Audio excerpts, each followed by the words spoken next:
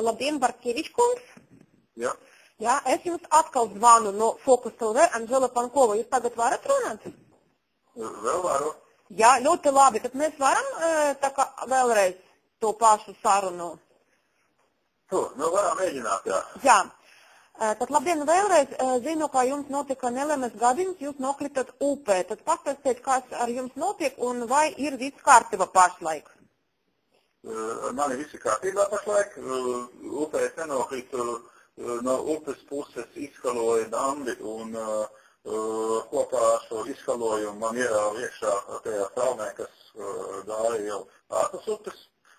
Protams, šobrīd jau jāsaka tā, ka visu, ko var ieteikt visiem zinkārīgiem, kas iet skatīties, tas skaitās tos visus dambis, ka nekas nav tik droši, kā izskatās. Un, diemžēl, man par to nācās pārliecināties uz savu sācis, papildēt kopā ar ledus gabaliem un krietnu laiku, un tas nebūtu nav patīkami.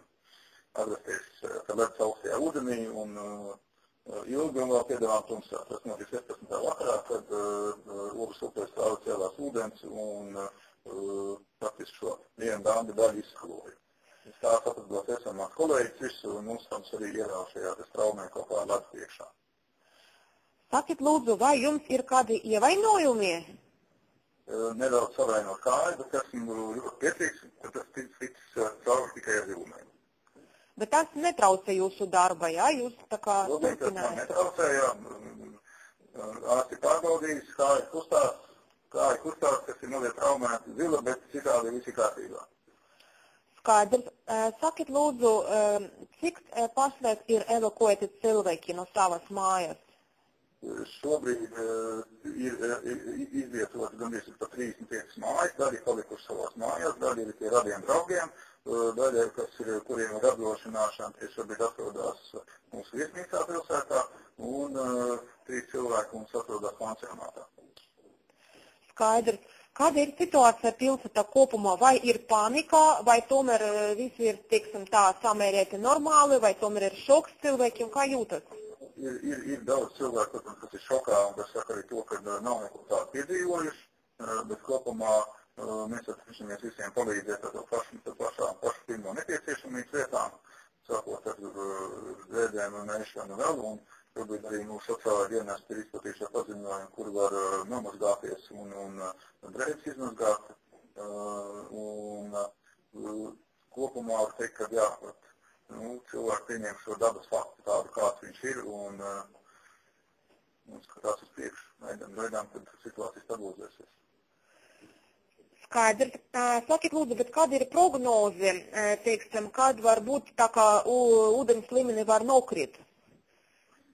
Tas var notikt kuru brīdi, kur izspiež šo ledus krāvumu pie dzelzceļa tilta. Šobrīd šaurākā vieta un savākie ledus krāvumu mēs tostam pie dzelzceļa tilta. Tātad mums šaurākā vieta ir Ogres upes.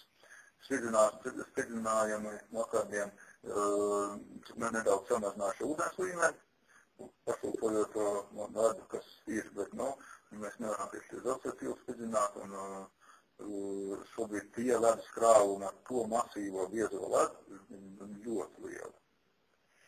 Jūs minējat, ka daudzi iedzīvotāji ir ļoti atsaucīgi un tā kā piedāvā labprātīgi savu palīdzību, risināt. Šobrīd, protams, mēs priecāmies par tiem cilvēkiem, kas paši piesakās šo resurstiem, dot savus koordinātus, kad ir vajadzīga palīdzība, ir nāk gatavi palīgā pastrādāt.